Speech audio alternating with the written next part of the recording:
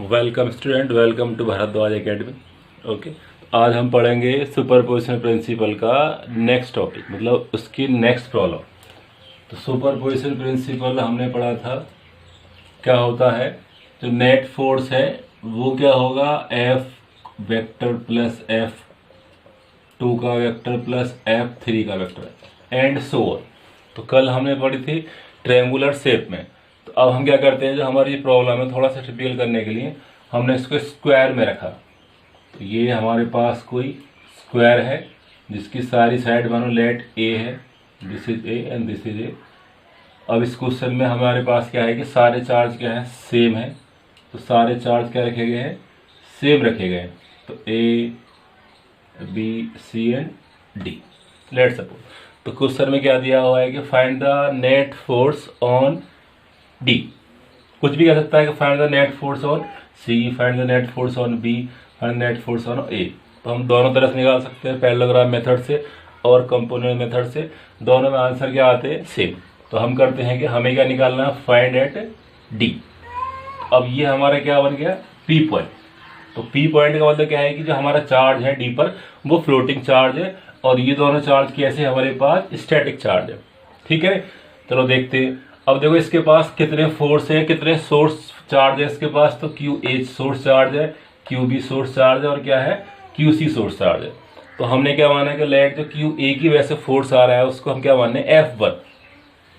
F one क्या होगा, ये प्लस का और ये प्लस का। तो इसकी वजह से क्या हो जाएगा, ये वाला फोर्स फ्लोटिंग है तो आगे जाने की कोशिश करेगा। ये प्लस का है तो let this is the F one, this is the F one. Clear है।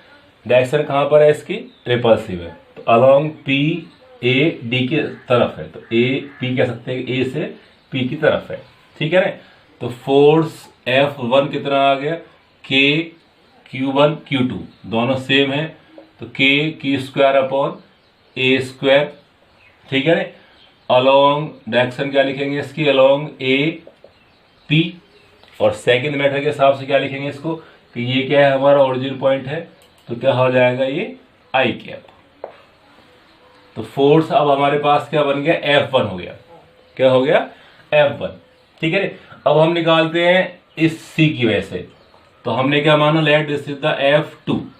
तो एफ टू क्या है, ये पॉजिटिव और ये पॉजिटिव। तो ये इसको जाएगा फ्लोट कर कहां पहुंचाएगा, रिपल्सिव। तो ये भी कहां जाएगा, इधर। तो F two, F two along कहा जा रहा है, सीपी। सीपी के अलोंग चल रहा है। तो वैल्यू क्या है कि इसकी के क्यू वन क्यू टू। तो K square upon A square और अलोंग सीपी। और क्या लिखेंगे इसको, जे कैप। ये हमारा क्या है, जे कैप। ये एक्स और ये क्या हो गया हमारे पास, जे कैप। पॉजिटिव वाई एक्सिस में और ये पॉजिटिव एक्स एक्सिस में। ठीक है। अब देखो पहले हम इन दोनों फोर्स का एंगल देखते हैं कि इन दोनों फोर्स के बीच में एंगल कितना है। तो हमें दिख रहा है कि लेट एंगल कितना है, ये 90 है। तो दोनों का रियल टेन निकालते हैं, दोनों का रियल टेन थोड़ा इजी हो जाता है। तो हम क्या कह रहे हैं, इनका रियल टेन लेट क्या है, वो एफ डैश है। तो एफ डैश क्या आएगा हमारे पास। अब देखो जैसे हमने पहले कराया कि दोनों की वैल्यू क्या है, सेम है।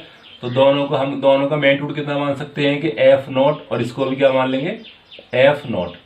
तो ये क्या है, इन दोनों का मैग्नीट्यूड, क्योंकि हम पहले निकाल रहे हैं कि रियल्टेंट फोर्स का मैग्नीट्यूड क्या होगा।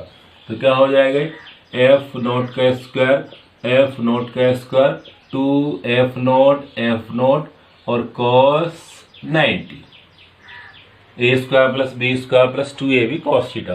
तो this is the parallelogram method, simple है। तो अब हमारे पास क्या आ जाएगा वैल्यू, ये वैल्यू क्या रहती है, 0। तो क्या बचेगा हमारे पास में, एफ नॉट का स्क्वायर टू एफ नॉट का स्क्वायर। तो एफ डैश कितना आ गया, एफ नॉट आ गया। तो इसकी न्यूमेरिकल वैल्यू कितनी आ गई, मैग्नीट्यूड कितना आ गया, एफ नॉट के इक्वल है। अब देखो डायरेक्शन कहाँ होगी, इन दोनों के जस्ट बीचों बीच। तो कहाँ होगी, जस्ट इस लाइन पर। तो अगर दोनों के बीच का 90 है तो ये क्या हो जाएगा आपका 45। ठीक है। अब देखो हम मानते हैं कि जो हमारा एफ बी है, मतलब एफ बी मतलब इसको हमने एफ थ्री माना है। तो एफ थ्री क्या है, तो एफ थ्री क्या हो जाएगा, के क्यू क्यू स्क्वायर। अब देखो इनकी बीच की डिस्टेंस क्या है, इस ए से अलग आएगी। इस ए से अलग आएगी। लेट ये हमारे पास क्या है, आर है, तो आर का स्क्वायर।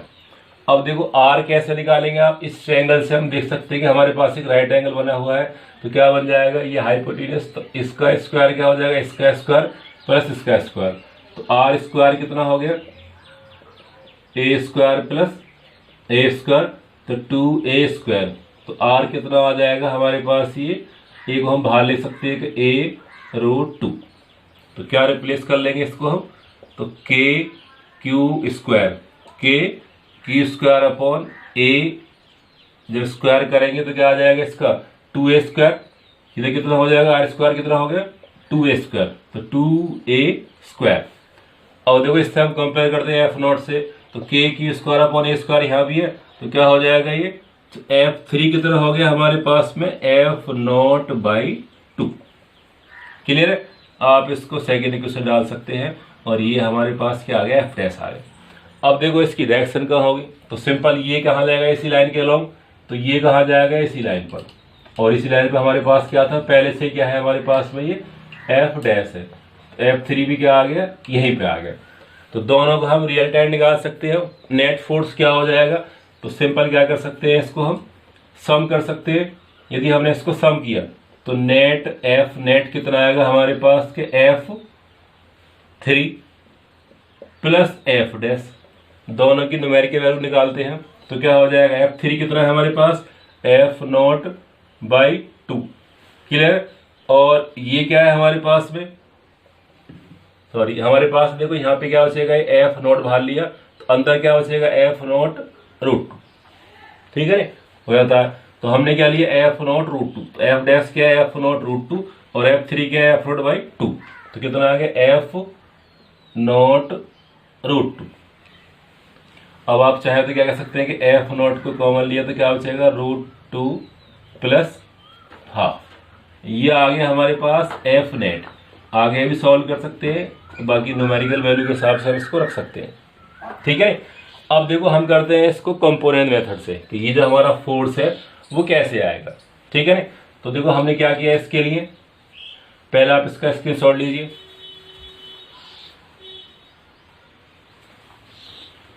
ओके। अब क्या करेंगे, हम इसको कंपोनेंट मेथड से करते हैं, तो उसमें कोई खास चेंज नहीं आएगा, अब हम समझ चुके हैं, तो ज़्यादा डिटेल ज़्यादा जरूरत नहीं है। अगर आपको थोड़ा प्रॉब्लम हो सकती है तो इससे पीछे वाला वीडियो आप देख सकते हैं, ठीक है।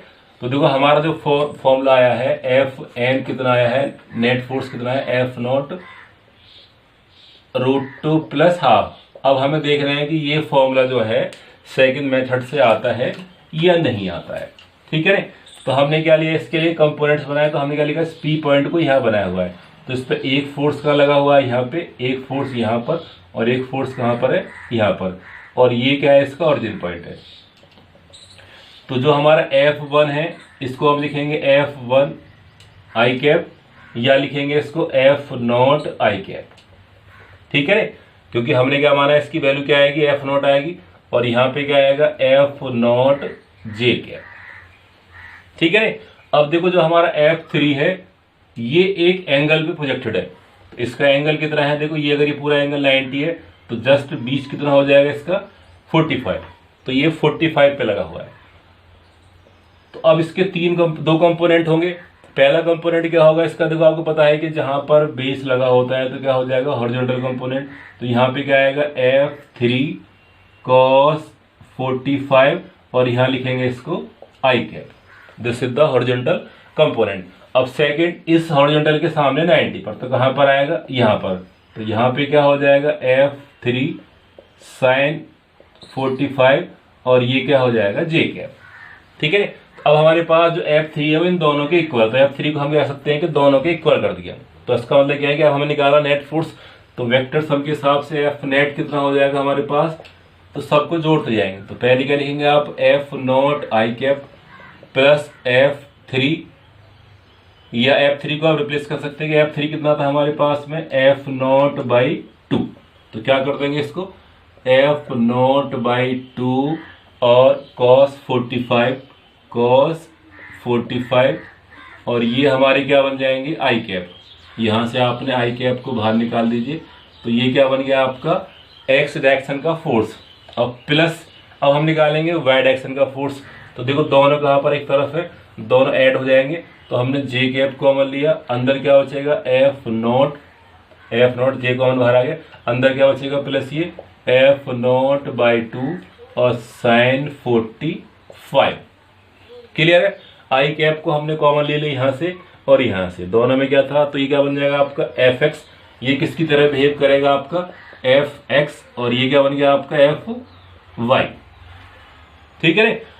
अब देखो इसमें हम चाहे तो आप एफ नॉट भी कॉमन ले सकते हैं कि एफ नॉट आई कैप, यहाँ पे क्या बचेगा 1 प्लस 1/2 और इसकी वैल्यू क्या हो जाएगी 1/√2 और ये सेम यहाँ पे आएगा एफ नॉट 1 प्लस 1/√2।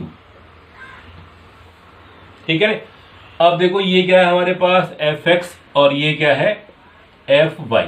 अगर हम निकालेंगे इसका एफ नेट निकाल रहे हैं, इसका पहले हम क्या निकाल रहे हैं मैग्नीट्यूड निकाल रहे हैं, तो क्या हो जाएगा एफ एक्स का स्क्वायर प्लस एफ वाई का स्क्वायर।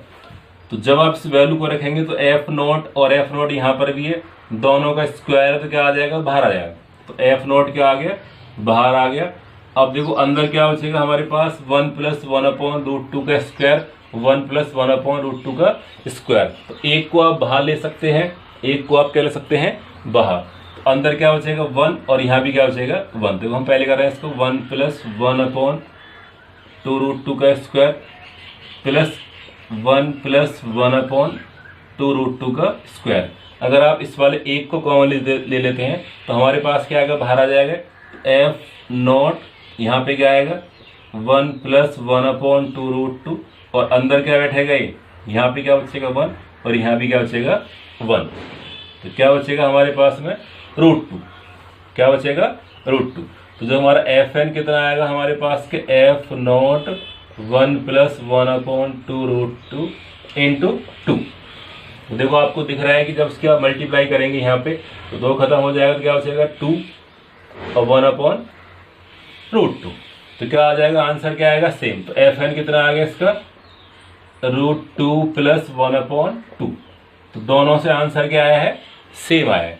अब अगर हम बात करें इसकी डायरेक्शन की तो देखो बहुत सिंपल होता है, हम लगा देंगे इसके लिए tan थीटा, क्या लगा देंगे tan थीटा। तो tan थीटा कितना हो जाएगा F Y upon F X. अब देखो दोनों की वैल्यू सेम है तो क्या आएगा 1 और 1 का होता है 45। तो यहाँ से थीटा कितना हो गया 45। इस मेथड से हमारे पास एंगल कितना आ रहा है 45। अगर देखो हम पैरेललोग्राम देखते हैं तो इन दोनों का रिजल्टेंट कहाँ है, इसके 45 लाइन के अलोंग आ रहा है और यहाँ से भी क्या आ रहा है 45। तो दोनों से वैल्यू क्या आ रही है सेम आ रही है। ठीक है, आप इसका स्क्रीनशॉट लीजिए।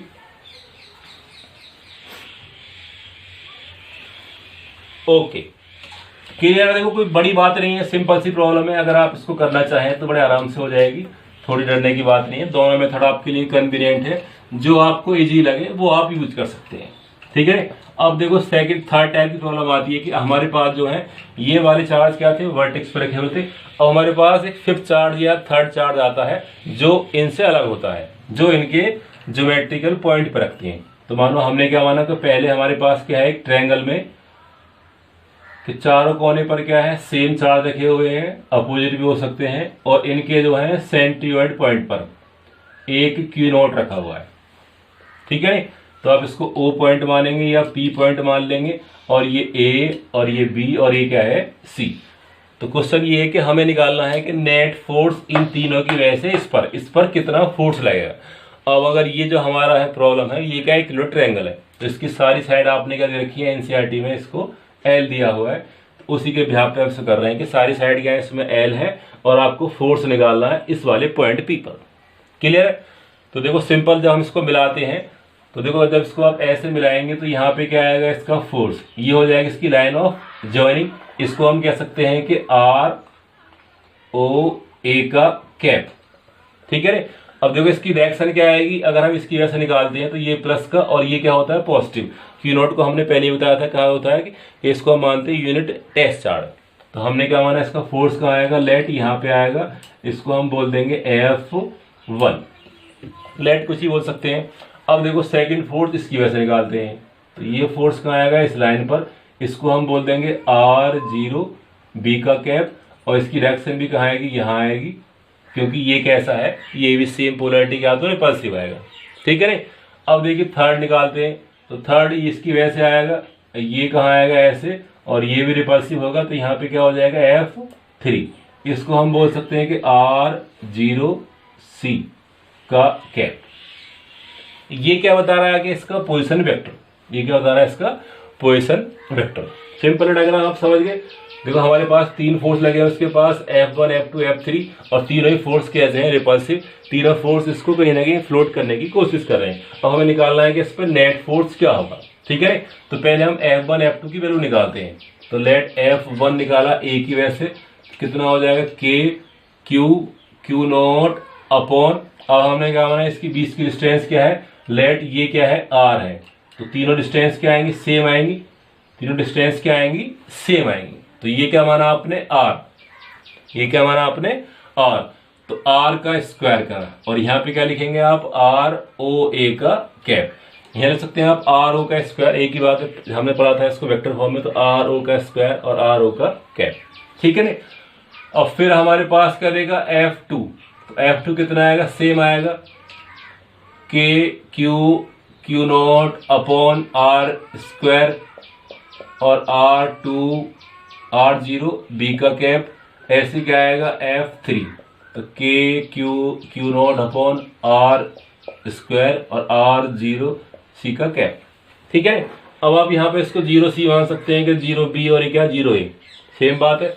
अब देखो इसको हम, इसका जो मैग्नीट्यूड हम इसको क्या मान सकते हैं कि ये क्या है आपने F0 माना, ये भी क्या माना आपने F0, और ये क्या, ये भी क्या माना आपने F0, ये इसकी न्यूमेरिकल वैल्यू है। हम F0 क्यों मानते हैं, देखो थोड़ा सिंपल हो जाता है, बाकी आप 3 बार करेंगे उससे अच्छा 1 बार कर लें, और हम तीनों का सम करते हैं। तो अकॉर्डिंग टू सुपरपोजिशन प्रिंसिपल, तो F नेट कितना हो जाएगा हमारे पास, F1 का वेक्टर प्लस F2 का वेक्टर, और ये सारे क्या देखो हमारे पास वेक्टर फॉर्म में है, क्योंकि इनके साथ में क्या लगा हुआ है, कैप लगा हुआ है। तो प्लस क्या बन जाएगा F3, यूनिट वेक्टर के साथ है। अब तीनों को हम जोड़ते हैं, तो देखो तीनों में F0 आएगा, आप इसको कॉमन ले सकते हैं। तो F0 आपने कॉमन लिया, यहाँ भी F0, यहाँ भी F0, यहाँ भी, तो यहाँ पे क्या बचेगा, ROA का कैप प्लस ROB का कैप प्लस ROC का कैप, ये आपका आएगा FN वेक्टर फॉर्म में। अब देखो हमें देखना है कि इन तीनों का क्या फर्क है। अब देखो इसको जरा ध्यान से देखते हैं कि अगर हमारे पास एक पॉइंट है, तो इन दोनों के बीच में एंगल कितना बैठता है। तो ये हमारे पास 3 फोर्स है इस Q नॉट पर, ये क्या है F1 और ये क्या है F2। अगर हम इन दोनों का रियल टेंड निकालेंगे तो कैसा आएगा, जस्ट दोनों के बीच में आएगा, ठीक है नहीं।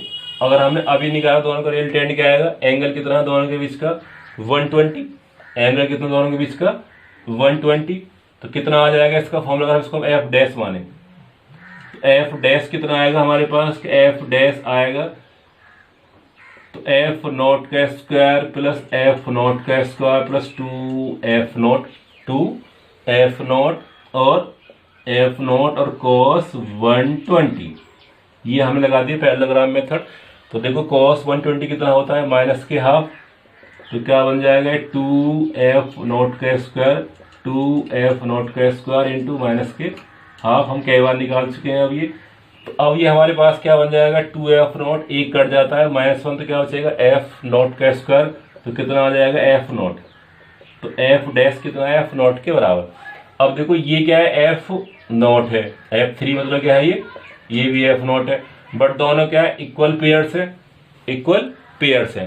तो इसका मतलब क्या है कि इन तीनों वेक्टर्स का जो सम आएगा वो एक ट्रायंगल बनाएगा। जब ट्रायंगल बनाएगा तो इसका मतलब क्या है, इनका सम क्या आएगा, नेट डिस्प्लेसमेंट कितना आएगा 0, या नेट तीनों का पोजीशन वेक्टर क्या आएगा 0।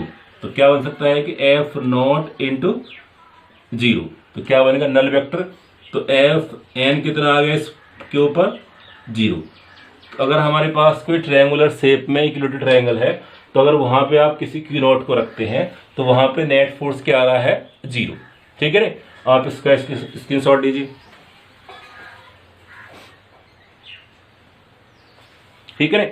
अब देखिए हम आगे चलते हैं। अगर यही प्रॉब्लम हमारी क्या होती, अगर स्क्वायर में होती, हेक्सागन में होती, कहीं भी हो सकती है, ठीक है ना। अगर कोई हमारे पास रेगुलर बॉडी है, सिमेट्रिकल बॉडी है, सारे एंगल सेम है और सारी साइड सेम है, तो ये सब के लिए कौन बन जाता है कि अगर हमारे पास मानो अगर ये स्क्वायर है तो यहाँ पे क्या लिया आपने, मानो क्यू लिया, यहाँ भी क्यू लिया और यहाँ भी क्या लिया क्यू, और यहाँ भी क्या लिया क्यू लिया।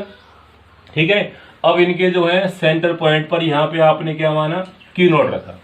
अब देखो आपको पता है कि अगर हम इस पॉइंट को निकालेंगे तो इनके बीच की डिस्टेंस हमें चाहिए कि ये और एक ये और एक क्या हो जाएगा ये।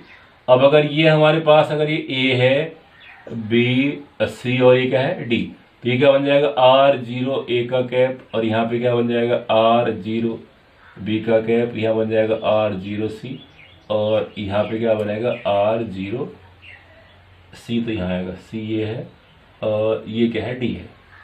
ठीक है, अब देखो हमें पता है कि हमें ये चीज डिस्टेंस निकालनी पड़ेगी, तो जो हम अगर इस डिस्टेंस को R मान रहे हैं, ये क्या है R है, ये भी R है और ये भी R है और ये भी R है, और ये सारी साइड क्या है A है। तो देखो सारी साइड सेम आ रही है, इसका मतलब क्या है कि हमें R निकाल सकते हैं। तो जो R आएगा वो हम समझ सकते हैं कि R कितना आएगा। देखो अगर हम एक ट्रायंगल बनाते हैं, इसी को बनाते हैं AC और इसके साथ देते हैं, तो राइट एंगल बना हुआ है, इस ये पूरा बन जाएगा हाइपोटेन्यूस A² प्लस A², तो कितना बन जाएगा ये R² कितना आ जाएगा 2A², R² कितना हो जाएगा 2A², और हमें निकालना है इसका आधा। ये पूरी डिस्टेंस क्या है, जस्ट ये क्या है डबल है, अब हमें इसका आधा लेना है। अब अगर हमने क्या माना कि पूरी डिस्टेंस क्या थी, मानो A थी, तो हमें R कितना है A/2। ये पूरा अगर हमने इसको A माना है, यहां से लेके हमें क्या माना है इसको A, लेट चलो इसको M मान लो, तो M कितना है 2A², तो R कितना हो जाएगा M/2, तो इसका मतलब जो हमारा R का स्क्वायर है, R का आधे का स्क्वायर क्या हो जाएगा इसका आधा, ये जो आ रहा है M का स्क्वायर आएगा, तो 2A²।